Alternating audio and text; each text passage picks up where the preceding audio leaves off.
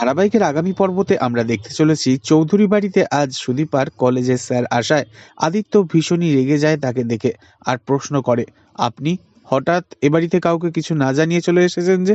এভাবে কি কেউ কখনো আসে নাকি কারোর বাড়িতে? ঠিক তখনই রুডি হাজির হয় চৌধুরী বাড়ির সদর দরজায় আর বলে ওঠে, আমাকে নিয়ে আসবে বলেই তো উনি এসেছেন। রুডির হাতে একগোছা ফুল দেখে অবাক হয়ে তাকিয়ে থাকে বাড়ির সবাই। রুডি মনে মনে বলতে থাকে, দীপার চেহারা নিয়ে এসেছো তাই তো?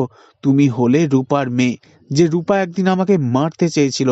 তোমরা সারা জীবন আমাকে কখনো শান্তিতে বাঁচতে দাওনি, তাই এবার আমি তোমাদের সংসারে অশান্তি নিয়ে আসবো। একটু একটু করে পরিবারটাকে শেষ করে ফেলবো। এই বলেই হাসতে শুরু করে রুডি, আর সুদীপার মনে সন্দেহ দানা বাঁধতে থাকে। তবে আবারও একবার এই রুডির আগমন দেখে বেশিরভাগ দর্শকই বিরক্ত প্রকাশ করেছেন সোশ্যাল মাধ্যমে। তারা বলছেন, এভাবে রুডির আগমন সিরিয়ালটিকে আরো জগা খিচুড়ি বানিয়ে তুলছে। সত্যিই কি তাই? কি মনে করেন আপনারা? রুডির বদলে মিশকার আগমন হলেই কি আরো বেশি ভালো হতো? অবশ্যই কমেন্টে জানাবেন। আর নেক্সট আপডেটের জন্য সাবস্ক্রাইব করতে ভুলবেন না যেন। ধন্যবাদ।